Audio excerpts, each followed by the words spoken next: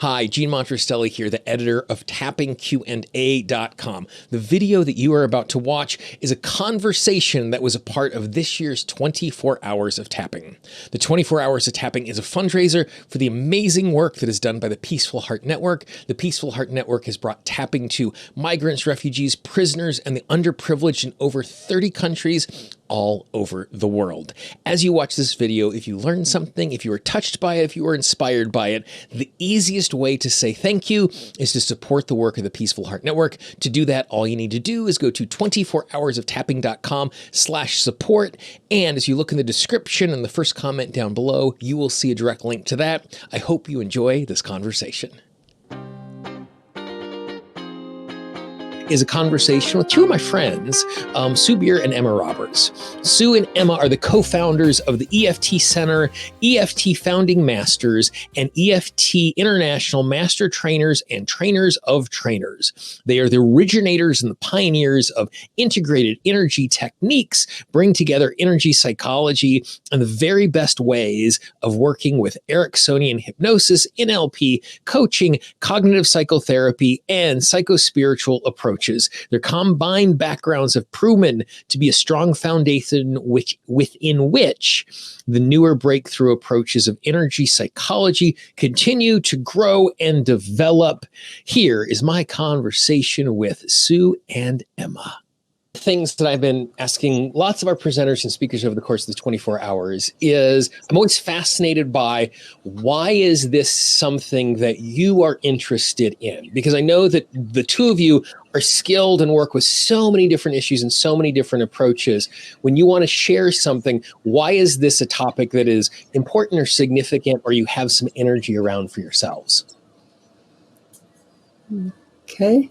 Do you want me to go first, Sue?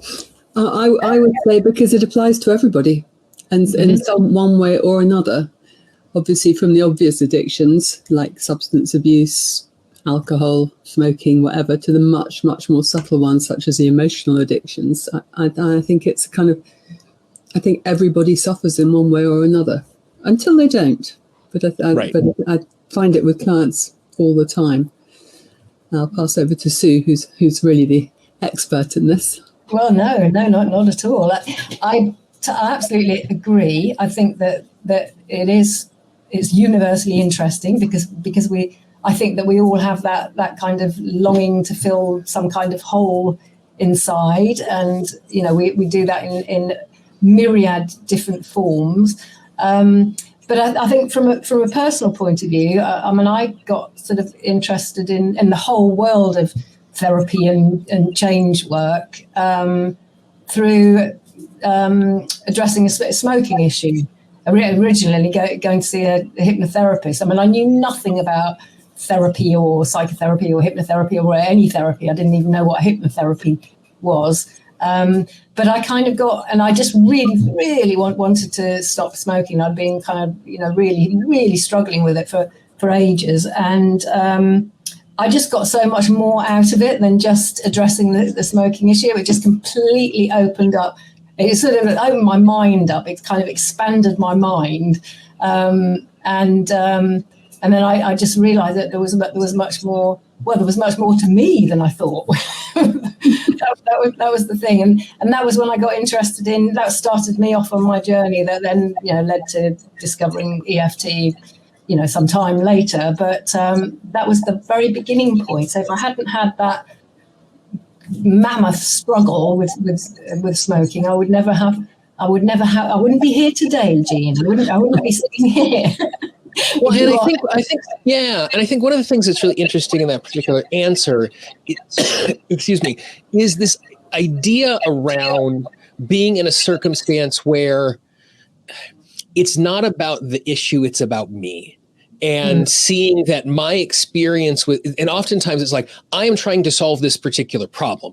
But the reality is I am a human that is having the experience that is bringing all of me to an experience that I'm having that is problematic. And so being in a circumstance where we're like thinking about it in that particular way, I think it's just really useful in giving us kind of an entry point into transformation. Because in all of the issues that I have ever dealt with in my particular life, there is one thing that is constant, and that is me. and being in that particular experience. And I love the fact that for you, it wasn't about solving that problem, but it was like unpacking something more and discovering yourself in the midst of all of that. Yeah. Yeah, that was the thing. I mean, in fact, I didn't actually stop smoking at that point. It was actually quite a lot of learning later that, you know, eventually the problem just sort of dropped away. But it just completely sort of changed my mind, my perception about you know, my sense of self, that you know, there was more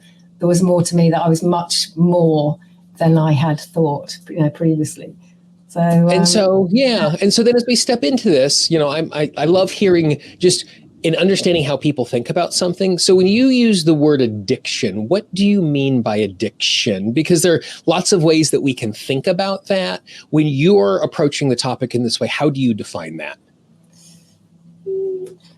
Well, I mean, as a starting place, I think anything that we can't stop doing is a very reasonable working definition. So it's something that we really want to stop, but we can't. So it's not under our conscious control, I think is the thing.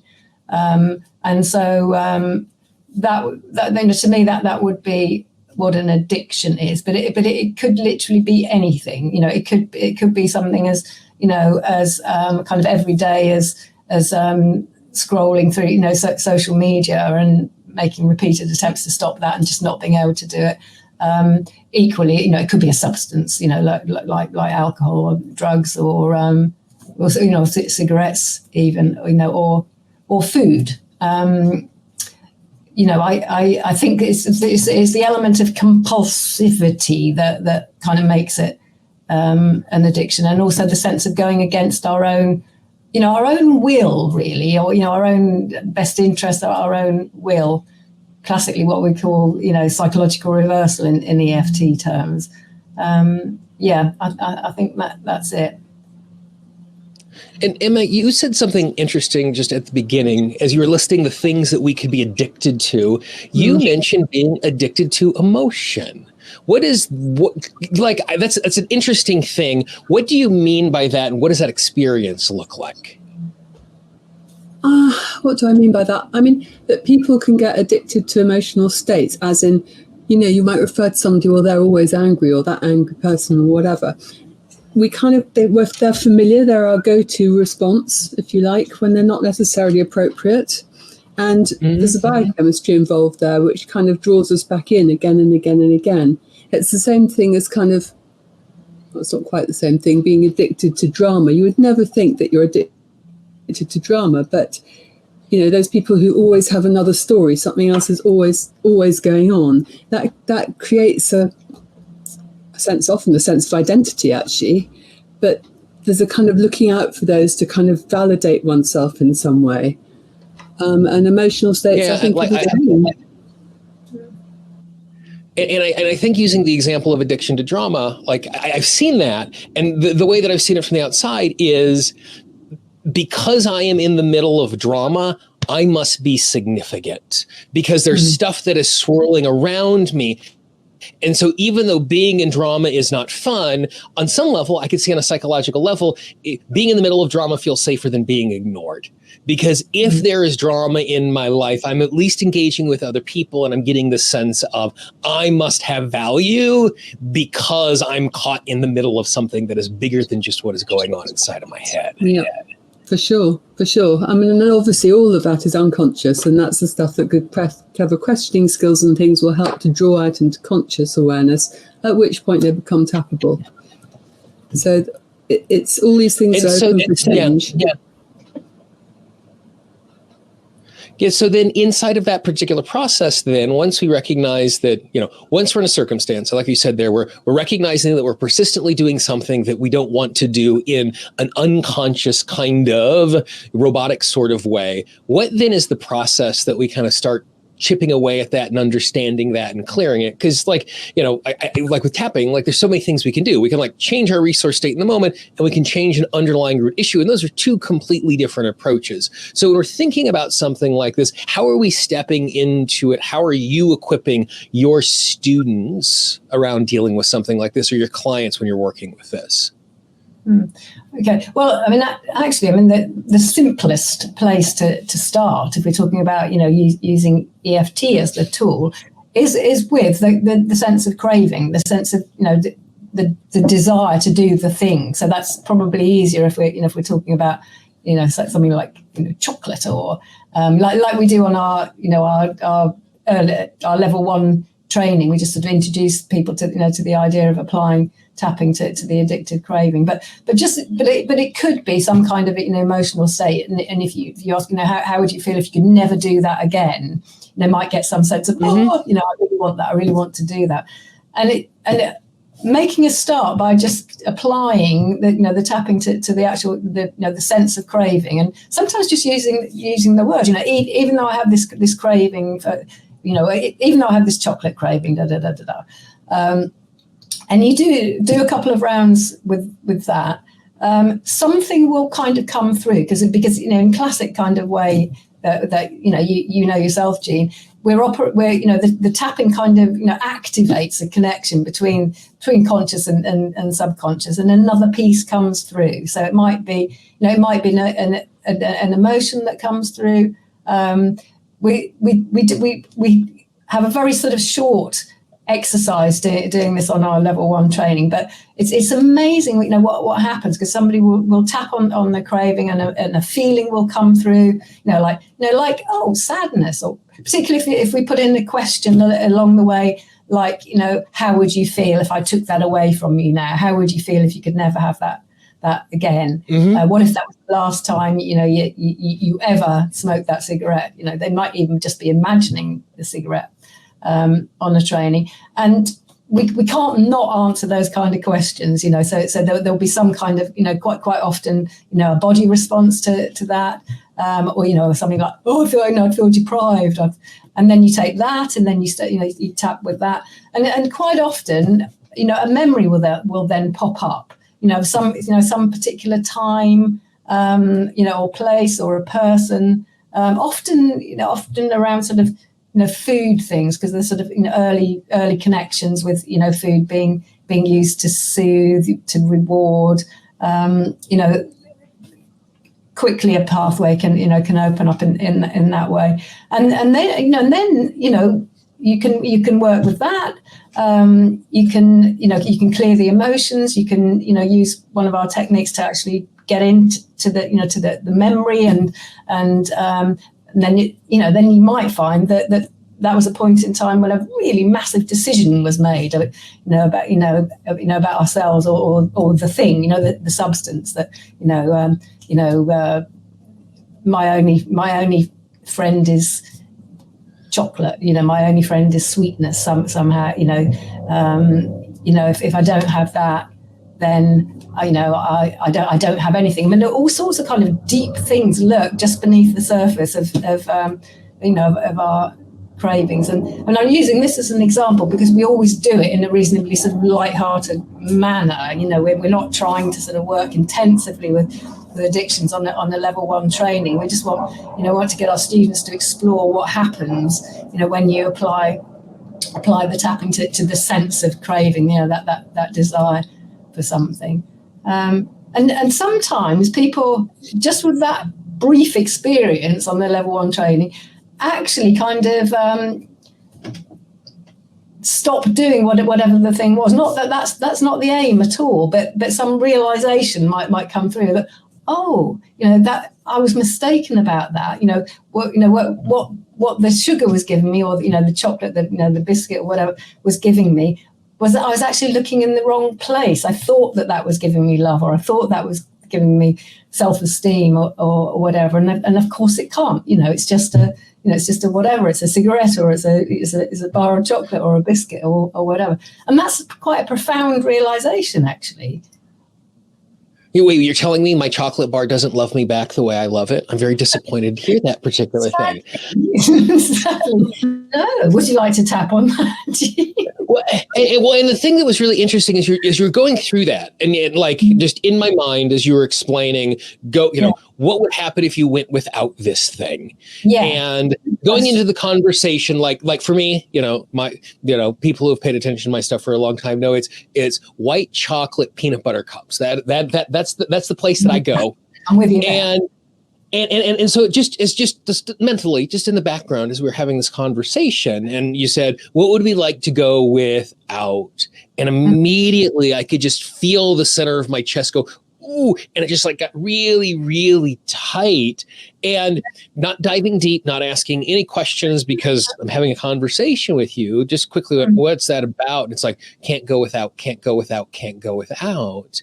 Yeah. And like, you can just see how quickly, even with the most rudimentary tapping skills, for someone who's in a circumstance to be able to just start asking the questions about that particular thing, how quickly, and, this kind of goes back to the story you were telling at the beginning, Sue, where even though you went to a hypnotherapist and you still smoked initially, there was insight and transformation that came from that. And I think it's really important for us to recognize when we're looking at some of our addictive behaviors that the addictive behavior is not the problem. The addictive behavior is the solve that we're putting on a different wound. And as we're looking at the addictive behavior, it's giving us the ability to dive a little deeper and go, oh, the craving for this thing is a symptom that is masking something else. And so even if I'm still craving, because I have this doorway into what's really going on in the background, all of a sudden I have this really powerful transformational tool or information to continue my transformational process. Yeah, absolutely. That's it. You have to think the addiction is an attempt at a solution. Yeah, and that's I just want to stop and listen to that again. The addiction is actually an attempt at solution. It reminds me a lot of what our buddy Brad Yates says, where he says that self-sabotage is a misapplied form of self-love. That our self-sabotaging behaviors are trying to keep us safe. Yeah. Our addictive behaviors are trying to calm some other wound in some other way. It just happens to be a really effective short-term solution that is not a long-term solution and might actually have detrimental consequences if we're using that short-term solution like food or sugar or wasting time or cigarettes over a longer period of time. Yeah. And in fact, will usually get in the way of us finding the real solution. Yes. It's like that part of the mind that believes it's the thing, hangs on to that, and you can't really get at what you're really looking for, which will always be some, kind of peace, joy, ease, some form of ease, as opposed to unease or dis-ease, and you're looking in the wrong place for it. And the more you get stuck in that, the more you get kind of, into the addiction, the more you make the mistake that, we'll work this time. People can be on their last legs with alcoholism, and it's just one more drink. This time it'll kind of work. I'll get to feel okay, or some version of that. So that's the trap. Yeah. And the other thing I think of when you say that, not only is it the wrong issue, sometimes it could even be this lovely psychological trap. So we're not looking at the right issue. Exactly. So it's not just, it's the wrong issue, but because I'm so worried about this thing that I'm habitually doing that I want to stop, by focusing on the addictive behavior, I don't have to look at the underlying cause. It's almost like it's giving me this place to hide, so I don't have to think about the underlying cause in that particular way. Yeah, don't have to or can't. It's right. Literally like you can't kind of get there.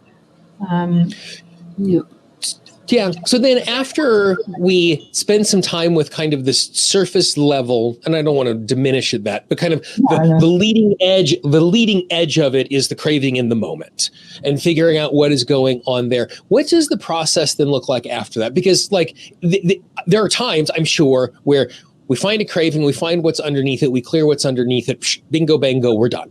But I have a feeling other times that just kind of releases the craving a little bit, but we found something deeper inside of that. What then does the process look like after we've done some really basic tapping on the craving itself in the moment, or the craving that might be coming later today? Yeah, well, I mean, hopefully we start to get into sort of actual beliefs about the self. Like I'm not good enough. I know I'm not lovable, or whatever. And then once we're able to start working with beliefs, then we're in a position where we can actually start sort of releasing the effects of trauma, essentially. That our limiting beliefs are always related to unprocessed trauma in some way. And that the association between trauma and addictions is they're hand in hand. So that obviously I'm making this sound like we just do that, and it kind of happens. So it can be a long and sort of complicated process. All sorts of things happen along the way. It's like, we think, oh, I'll fix that craving, and we go off, but it comes back. We might completely stop smoking, but then something else pops up. So there's sort of substituting of addictions, or substances or behaviours.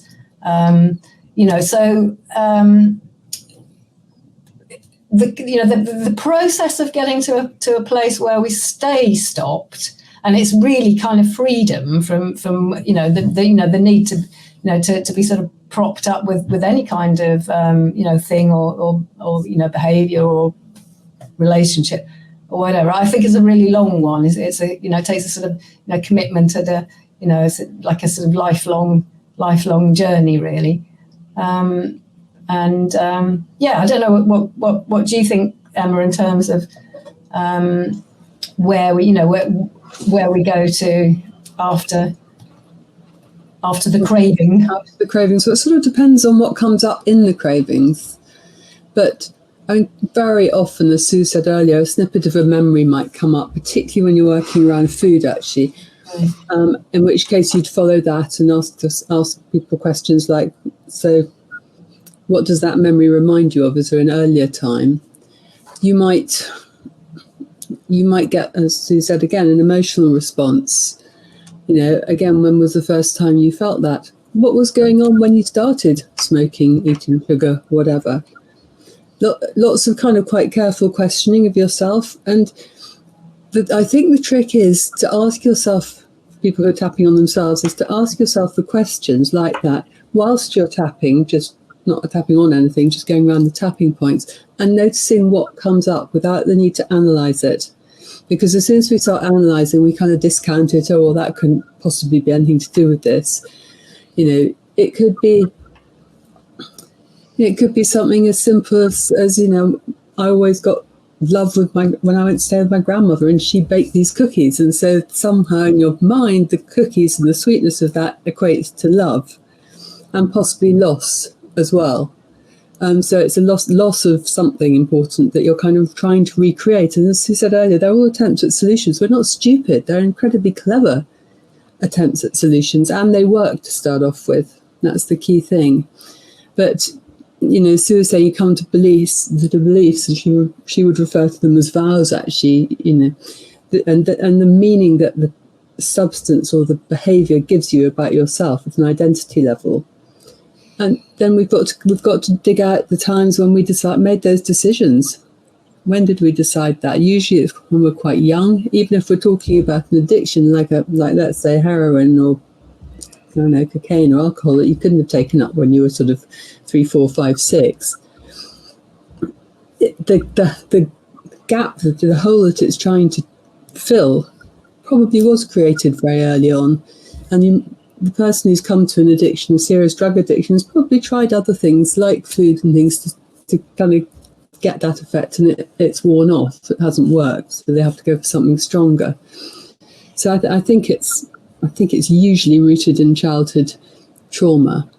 And when we use the word trauma, we don't actually mean the big things. Obviously, we do mean the big things that happen, but it's more often than not, it's the little things that kind of slip under the radar. You know, like the child who decides that I'm not good enough because the mother doesn't listen to them when she's cooking dinner because she's busy. You know, there's no actual truth in that, but those are the decisions that children tend to make. And then that, of course, creates a feeling of unease, possibly even shame, and that needs to be soothed. And certainly as children, the most accessible thing is sugar. So you see that all roads lead to the same area, actually.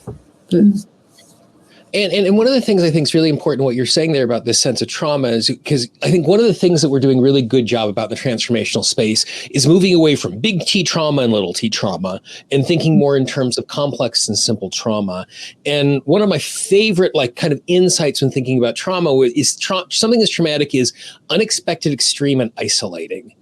And unexpected, extreme, and isolating are all interpretations. What is extreme for me may not be extreme for you. What is extreme today might not be extreme tomorrow. And the example that you gave there, Emma, of sitting on the kitchen floor playing, trying to get a parent's attention who is cooking, who is just trying to make sure a meal happens for the family so everybody is nourished, that can feel completely isolating because there is this person that I love is in close proximity to me, but they are not acknowledging me.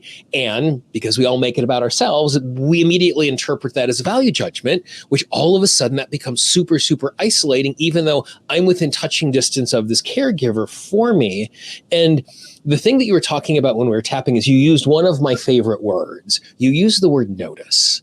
And I love that when we are tapping and we're paying attention to what's going on, notice is such a, I don't say value neutral, but it's not like, what's the problem or what's the insight or what's the mantra? Because in different times I can tap and I have something really positive come forward going, oh, you need to, or here's an insight. And other times it's like, I haven't thought about this memory in a really, really long time.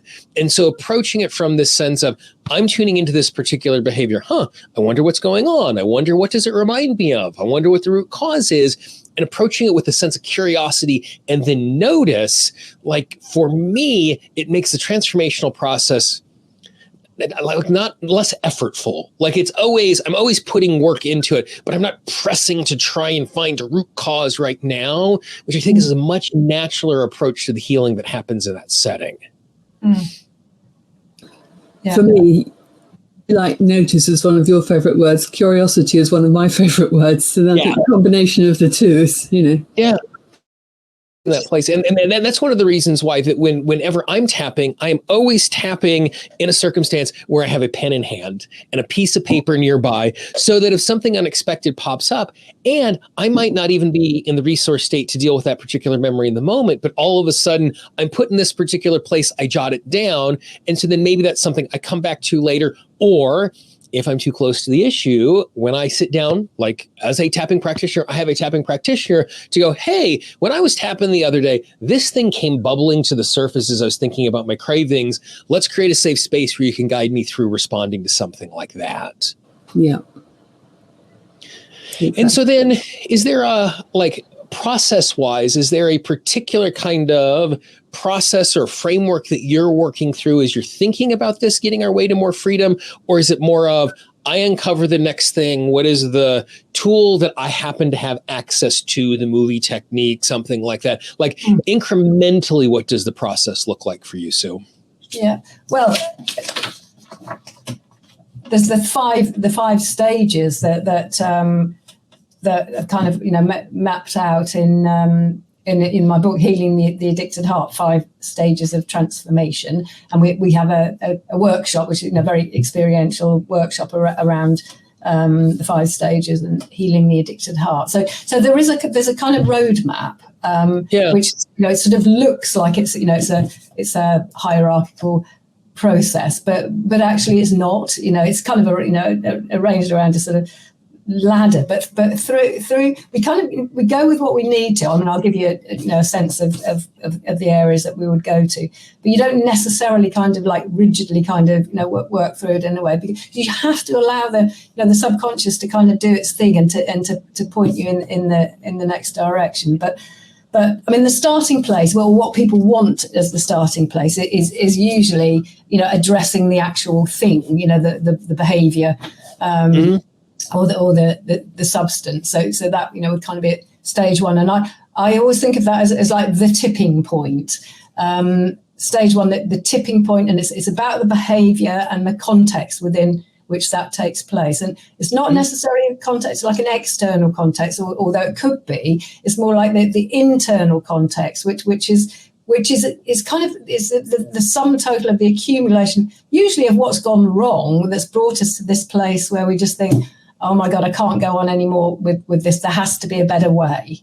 And it really doesn't matter if we're talking about, what a trivial, addiction, like social media. I mean, I'm not really saying trivial in case anybody can't see me. I'm putting it like that. Or something which, we're on the brink of being hospitalised over because it's a dangerous substance. When we get to that kind of internal, I cannot go on, there has to be a better way. That's the point really where actually I think our deeper wisdom, which never really goes anywhere, our connection to the truth has somehow managed to just sort of get, like just voice, there has to be a better way. It's like that, that thing, there has to be a better way, comes from our deeper wisdom. So, that's kind of, that's the beginning point. And I mean, in, 12-step programs, they sort of talk about surrendering, coming to our knees and there's this. I mean, I don't necessarily kind of advocate that, that kind of terminology or thinking, but in my own experience, it just was like, I can't go on like I have been going on. Something really has to change here. So that's the whole.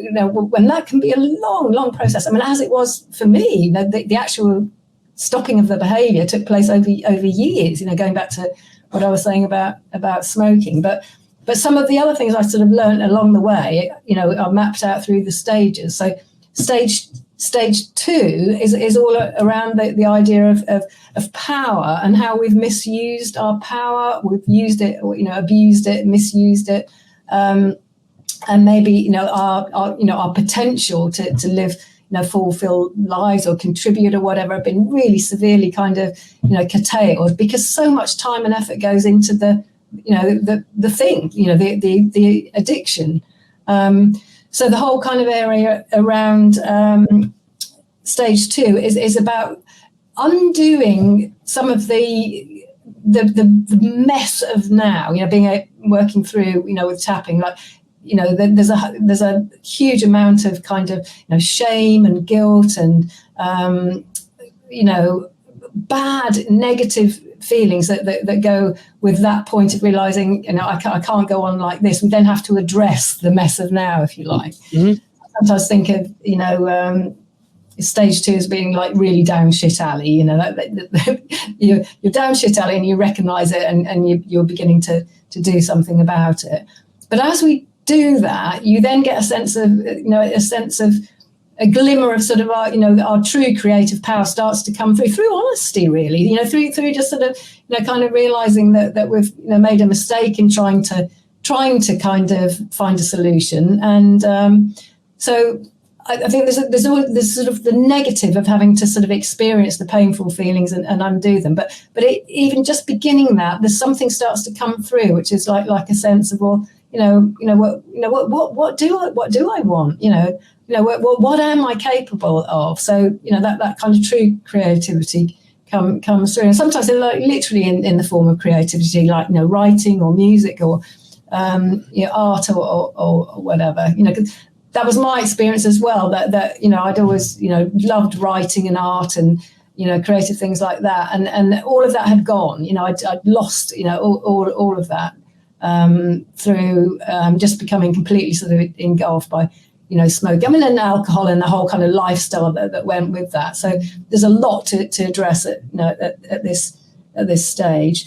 And before you go into stage 3, one thing I want to highlight there is, like, I think one of the reasons why we, like, I'll use I, because I don't know this for everybody. One of the reasons why I resist transformation is it requires me to reckon with the bad choices in the past. Yeah. Like it's one thing to go, okay, I don't want to do this thing in the future. It's another thing for me to have to grieve all of the time and energy and circumstance and whatever that was lost because I was spending time and energy in the thing that was unhealthy for me. Yeah. And so like I have to like level with myself. And the amount of times that when I'm helping people to transform, we bump into grief because all of a sudden they're recognizing the missed opportunity and the missed time.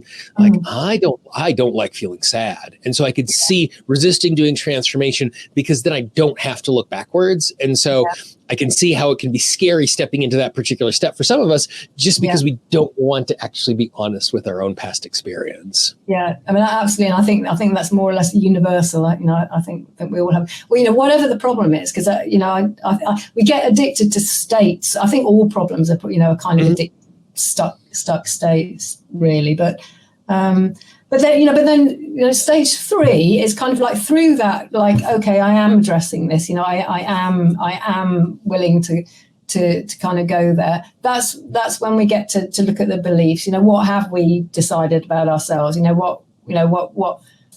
What are the consequences of some of the things that happened and our decisions about them, our reactions to them? So classically, working with beliefs and memories and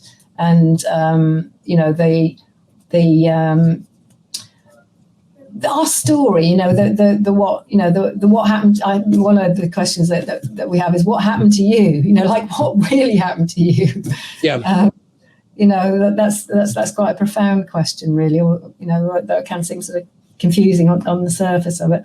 And as we do that, we start to get more of a growing sense of our own power and power in a really positive, creative sense. So it's like the undoing and the redoing or the transformation. It goes on at the same time, really. And the more that we kind of get that, the less scary it is to do the transformation. It's like we're kind of in a process, and the energy of the heart kind of guides us and takes us, and you can't really go back, once you're in there. I mean, in a really positive sense, there's like, there's the compulsions that reverses, and I think we're sort of drawn towards connection or reconnection, to, with ourselves, internally, and to other people, and to, beyond that. I think it was Gabor Maté says, the opposite of addiction is connection, and I really like that.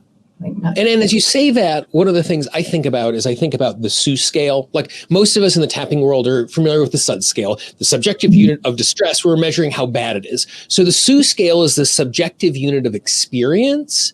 And instead of being 0 to 10, it goes from -10 to +10, because it's not just about alleviating the thing that is bad, but also being in a circumstance of adding something new. So like as a public speaker, I don't want to just not be nervous, but I want to be confident. And so what you're talking about here is moving from not just eliminating this negative state, which is kind of getting us back to 0, but also recognizing we're replacing it with something that is more useful, more powerful, more positive in that particular experience. And I love thinking about transformation, not just in terms of what am I letting go, but what am I creating instead? And that's such a more powerful thing. Again, from addiction to connection. Like it's one thing to not have the addiction anymore. It's another thing to be connected in the community and the relationships and connected with myself, and having that as a goal is a really powerful thing. So I love that as part of that step. Absolutely. Yeah. And it really has to be like that. We never really stop things until we move towards something else, something more, something that does represent that better way. Otherwise we're just managing it. That's kind of like the difference between managing a problem and transforming. Transformation is that there's this whole kind of positive thing that opens up, and then actually interestingly, sort of linking in with what you're saying that stage 4 is about taking action, identity, the whole thing of who am I now, not so like who was okay. So it's, who would I be without that problem? But it's not so much that as more like, who am I really? Who am I now?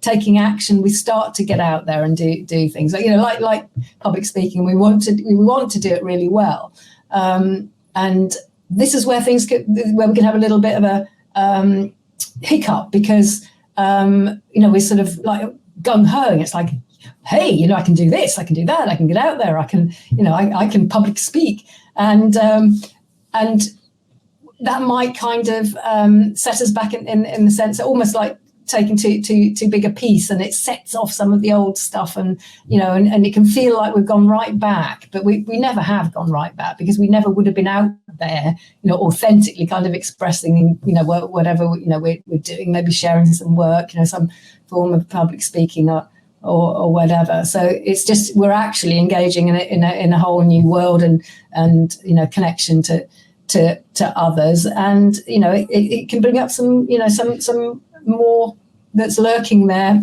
ready to be released, and so you wouldn't get the opportunity to do that without going. But it can it can be that sense of I'm back at the start, but you're not. It's it's part of the process of change. There's a little bit back, and then more forward, and then at some point there'll be another little bit back. And then just to get to stage 5, which is very much the sort of like the ongoing thing in the frame of fearless self-acceptance as a way of life, which is it's